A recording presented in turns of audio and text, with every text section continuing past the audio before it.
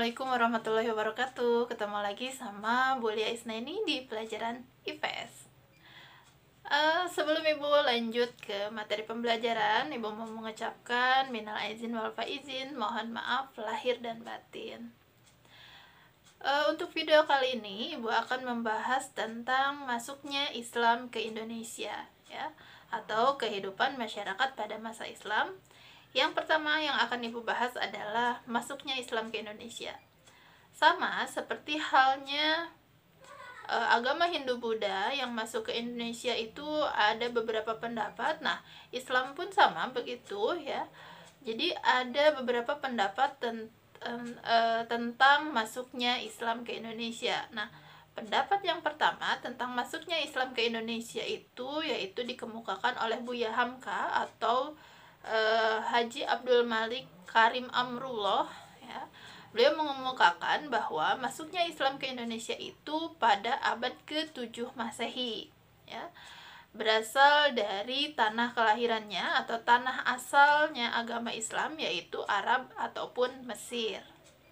Nah, mengapa beliau mengemukakan demikian? Karena mengacu pada bukti-bukti yang ada di sini, diantaranya buktinya Indonesia menganut mazhab Syafi'i, yaitu mazhab yang sama yang dilakukan di Arab Saudi, ya, atau yang dikerjakan atau yang dipraktekkan di Arab Saudi itu mazhabnya atau tata cara keislamannya itu sama. Yang kedua, buktinya yaitu menurut Anthony H. Jones, proses islamisasi dilakukan oleh para musafir atau pengembara yang masuk ke Indonesia. Lalu bukti yang ketiga diperkuat oleh catatan dari dinasti Tang yang berjudul Sintangsu, ya, atau artinya sejarah dari dinasti Tang, menyebutkan bahwa pada 674 Masehi atau abad ke-7 Masehi telah ada pemukiman pedagang Arab di Polusi atau Barus, pantai barat Sumatera. Nah, ini dikarenakan banyaknya para pedagang Islam yang masuk ke wilayah Indonesia, gitu, ya. Jadi karena banyaknya yang bersinggah di Indonesia ketika melakukan perdagangan, nah banyaklah pemukiman-pemukiman dari para pedagang-pedagang Arab di pantai barat Sumatera. Nah, itu teori yang pertama yang dikemukakan oleh Buya Hamka bahwa Islam masuk ke Indonesia pada abad ke-7 Masehi dari Arab ataupun Mesir. Masuknya Islam ke Indonesia yang kedua ini menurut Husain Jayadiningrat. Nah, menurut Husain Jayadiningrat bahwa Islam itu masuk ke Indonesia dibawa oleh orang-orang dari Persia atau sekarang kita kenal dengan negara Iran. Nah, menurut beliau, kenapa beliau mengatakan demikian? Karena adanya persamaan antara kebudayaan Indonesia dengan kebudayaan di Persia, yaitu adanya perayaan 10 Muharram atau yang kita kenal dengan perayaan Asyura. Nah, di sana diperingati sebagai hari suci kaum Syiah atas kematian Husain bin Ali, seperti yang berkembang dalam tradisi Tabot di Pariaman, Sumatera Barat, dan di Bengkulu. Nah, sekarang juga masih ada perayaan 10 Muharram, biasanya untuk di Pulau Jawa itu sering diadakannya pawai obor. Nah, kalau di Jawa Tengah mungkin di kesultanan yang masih ada sampai sekarang sering dilaksanakan seperti kirab, ya, peringatan 10 Muharram. Nah, untuk teori yang ketiga masuknya Islam ke Indonesia ini dikemukakan Snow Hurgrons. Islam masuk ke Indonesia berasal dari Gujarat, India pada abad ke-13 Masehi. Pendapat senada juga dikemukakan oleh Moquet, seorang ilmuwan Belanda. Penentuan waktu didasarkan tulisan pada batu nisan Sultan Malik As-Saleh yang berangka tahun 698 Hijriah atau tahun 1297 Masehi. Nah, kalau 1297 Masehi berarti masuk ke abad 13. Moquet melihat ada kesamaan batu nisan yang ada di Cambai, Gujarat Bukti lain masuknya Islam ke Indonesia pada abad ke-13 Masehi adalah catatan dari Marco Polo, yaitu pedagang Venesia yang singgah di Sumatera dalam perjalanan pulangnya dari Cina pada tahun 1292. Di sana disebutkan bahwa Perlak merupakan kota Islam. Nah, jadi bisa disimpulkan bahwa masuknya Islam ke Indonesia itu berangsur-angsur pada abad ke-7 Masehi sampai ke abad 13 Masehi. Kenapa bisa demikian? Kemungkinan pada abad ke-7 Masehi sudah banyak para pedagang Arab ataupun pedagang-pedagang Islam yang masuk ke Indonesia, yang singgah di Indonesia untuk menunggu arah angin dalam melanjutkan perjalanannya, sehingga mereka membangun pemukiman-pemukiman di wilayah pantai barat Sumatera. Nah, untuk abad ke-13-nya mereka baru diakui secara politik, ya. Nah, jadi masuknya Islam itu berangsur-angsur dari abad ke-7 Masehi sampai abad ke-13 Masehi. Nah, itu tentang teori masuknya Islam ke Indonesia. Nah, lalu yang akan Ibu bahas berikutnya adalah persebaran Islam di Indonesia. Nah, yang kalian ketahui bahwa Islam di Indonesia itu adalah agama mayoritas. Nah, pastinya kenapa bisa mayoritas? Nah, ini adanya persebaran-persebaran yang berawal dari para pedagang yang singgah di wilayah Sumatera, jadi bisa menyebar ke wilayah Indonesia lainnya. Nah, bagaimana cara penyebaran Islam di Indonesia? Yang pertama yaitu melalui perdagangan. Jelas, di sini banyak para pedagang yang datang ke Indonesia. Mereka ada yang singgah, ada yang juga sekalian berdagang di Indonesia. Mereka berinteraksi dengan orang asli Indonesia. Selain berdagang, mereka juga melakukan dakwah biasanya. Jadi, lama-kelamaan orang Indonesia pun terpengaruh dengan budaya-budaya Islam. Nah, yang kedua, cara penyebaran Islam di Indonesia itu melalui pernikahan. Nah, banyak para pedagang-pedagang Islam yang masuk di Indonesia melakukan pernikahan dengan orang-orang pribumi. Nah, dalam Babad dan Hikayat ditemukan cerita mengenai pernikahan antara seorang pedagang atau golongan Islam lainnya dengan anak bangsawan pribumi. Contoh, pada Babad Tanah Jawi tentang pernikahan Putri Campa dengan Raja Brawijaya dan melahirkan seorang putra yang kelak menjadi Raja Demak, yaitu bernama Raden Patah. Nah, ini membuktikan bahwa orang dari agama Islam menikah dengan orang pribumi. Demikian juga dalam Babad Cirebon disebutkan seorang ulama terkenal bernama Maulana Ishak yang berhasil menyembuhkan Raja Belambangan dan menikahkan putrinya, yaitu Putri Belambangan, dengan Maulana Ishak, ya, dan melahirkan putra bernama Raden Paku yang kemudian dikenal dengan sebutan Sunan Giri. Ya, kalian pasti tahu nama-nama dari 9 tokoh Wali Songo. Salah satunya adalah Sunan Giri. Lalu penyebaran Islam yang berikutnya adalah melalui pendidikan. Nah, para pedagang atau ulama-ulama Islam yang masuk ke Indonesia, nah mereka itu mendirikan lembaga pendidikan atau sekolah. Ya, di antaranya di sini ada surau, ada juga dayah, dan juga pesantren. Nah, siapa muridnya? Ya, muridnya adalah orang-orang dari pribumi atau orang-orang dari Nusantara. Mereka belajar di tempat tersebut. Ya, setelah ilmunya cukup, maka mereka kembali ke daerah asalnya dan menyebarkan pengaruh Islam di daerahnya masing-masing. Nah, yang berikutnya, yang keempat, yaitu melalui kesenian. Nah, penyebaran Islam juga dilakukan melalui pertunjukan seni. Nah, ini hampir sama dengan persebaran agama Buddha yang dilakukan dengan cara seni. Nah, di Islam pun sama, karena sudah ada yang namanya pertunjukan wayang. Nah, ini dilanjutkan oleh para tokoh-tokoh ulama yang menyebarkan agama Islam melalui media wayang kulit. Mereka melakukan pertunjukan, tetapi kisahnya dari wayang tersebut adalah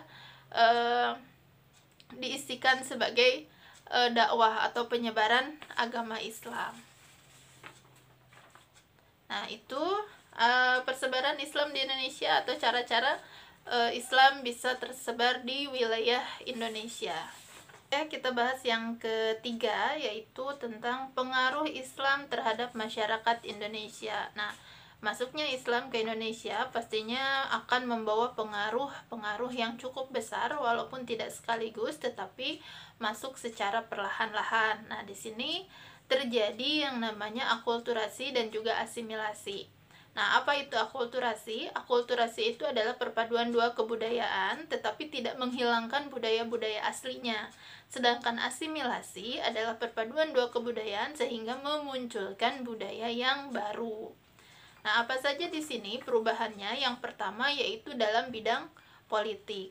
Nah, dalam bidang politik kita ketahui sebelum masuknya Islam itu ada yang namanya kerajaan Hindu dan Buddha. Tetapi setelah masuknya Islam, maka di sini yang tadinya kerajaan-kerajaan itu berganti menjadi kerajaan-kerajaan Islam atau kita kenal dengan kesultanan-kesultanan Islam. Nah, yang berikutnya yaitu perubahannya dalam bidang sosial. Nah, kalian ketahui kemarin kalau di Hindu Buddha, di ajaran Hindu Buddha itu ada yang namanya sistem kasta, dari sistem yang terbawah sampai yang paling atas. Kalau kalian masih ingat, ada yang paling atas itu ada kasta Brahmana, yang kedua itu ada Ksatria, yang ketiga Waisya, yang keempat Sudra, yang kelima ada kasta Parya. Nah, sedangkan di Islam yang namanya sistem kasta itu tidak ada. Jadi semua masyarakat itu golongannya sama. Nah, walaupun di sini ada masuk sedikit golongan, yaitu adalah hanya golongan-golongan pemuka agama, yang kalau di Jawa itu ulama itu disebut dengan kiai, dan juga penyebar agama Islam itu disebut dengan sunan. Nah, ini derajatnya memang tinggi dibandingkan masyarakat biasa. Nah, yang berikutnya, yang ketiga, perubahannya itu dalam bidang agama. Sudah jelas sebelumnya, ya, banyak yang menganut aliran animisme, percaya terhadap roh, dinamisme, percaya terhadap benda-benda yang berkekuatan gaib, lalu masuknya Hindu, masuknya Buddha. Nah, setelah masuknya Islam, jelas banyak masyarakat Indonesia atau masyarakat di Nusantara ini yang beralih agamanya menjadi agama Islam, karena dengan alasan bahwa Islam itu memang mudah untuk dipelajari dan tidak menyulitkan. Lalu yang berikutnya adalah bidang kebudayaan. Nah, di sini dalam bidang kebudayaan kita lihat dari seni bangunan. Nah, kalian tahu Masjid Demak. Nah, ya. Ini Masjid Demak. Nah, kita pelajari dari bentuk bangunan di masjid kuno, ya. Masjid Demak itu termasuk ke dalam masjid kuno, memiliki unsur kemiripan dengan kebudayaan Hindu-Buddha, terutama pada hal-hal berikut nih, ya. Ya, dilihat dari atapnya dulu. Ya. Dari atapnya, di sini menggunakan atap tumpang atau yang bersusun, ya. Atap yang bersusun semakin ke atas semakin kecil, tingkat paling atas berbentuk limas. Jumlah tumpangnya itu terdiri dari 3 sampai 5. Kalau kita lihat ini seperti bangunan candi Hindu yang ada di Bali. Nah, ya. Mungkin kalian masih bisa melihat bangunan-bangunan masjid yang memang kuno, ya, yang membawa pengaruh Nusantara pada zaman dulu, yaitu menggunakan atap tumpang. Lalu yang berikutnya adalah menara. Ya, di sini bangunan masjid yang berfungsi untuk mengumandangkan azan. Nah, kalian tahu yang namanya menara. Ya, di sini ada percampuran, yaitu pada Masjid Kudus. Ya, menaranya itu bentuknya seperti candi yang ada di Jawa Timur. Nah, ini gambarnya, ya. Kalau dilihat ini seperti bangunan candi, padahal ini adalah fungsinya adalah sebagai menara dalam mengumandangkan azan. Lalu yang ketiga adalah makam. Nah, di sini banyak ditemukan makam yang terletak di bukit.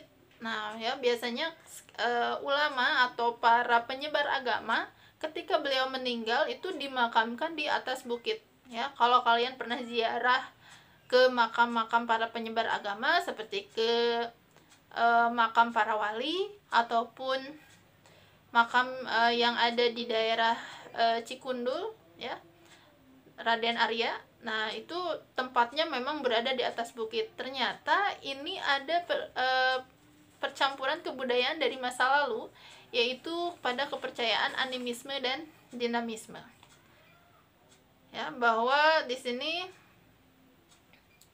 makam yang terletak di tempat tinggi atau di atas bukit masih menunjukkan kesinambungan tradisi yang mengandung unsur kepercayaan kepada roh nenek moyang dan merupakan bentuk perwujudan pendirian punden berundak pada masa megalitikum, ya. Jadi tempatnya di paling atas. Nah, lalu yang berikutnya, selain seni bangunan, di sini juga dilihat dari seni ukir, ya. Walaupun seni ukir sebenarnya sudah ada pada zaman sebelumnya. Di zaman prasejarah masuk agama Hindu-Buddha yang namanya seni ukir itu ada. Nah, ketika masuknya Islam, seni ukir pun masih ada. Tetapi dalam ajaran Islam, ya, tidak boleh membuat patung yang terbuat dari patung tersebut berbentuk makhluk hidup, ya. Makhluk hidupnya itu baik manusia ataupun hewan. Nah, maka di sini seni ukirnya pada masa Islam itu diganti, ya. Diganti dengan apa? Yaitu dengan tumbuh-tumbuhan, daun-daunan, bunga. Nah, dan juga ada unsur Islamnya, yaitu dimasukkan kaligrafi. Nah, biasanya kaligrafi itu juga digunakan untuk menyamarkan seni ukir bentuk makhluk hidup. Biasanya ada kaligrafi basmalah, ya, tapi bentuknya orang sedang sholat. Nah, ya, ataupun basmalah yang bentuknya itu seperti bebek. Nah, ya, seperti itu polanya gitu. Nah, itu untuk seni ukirnya. Oke, itu saja mungkin pembelajaran kita untuk masuknya Islam di Indonesia atau pengaruh masyarakat terhadap pengaruh Islam terhadap masyarakat Indonesia. Mudah-mudahan bisa kalian pahami, ya. Kalau tidak mengerti nanti bisa chat Ibu langsung. Untuk pertemuan kali ini, untuk pembelajaran kali ini, Ibu cukupkan sekian. Jangan lupa di like, ya, di subscribe juga biar kalian tidak ketinggalan materi-materinya, ya. Jangan lupa juga di komen dan bisa di share ke teman-temannya yang lain. Oke, sekian dari Ibu. Assalamualaikum warahmatullahi wabarakatuh.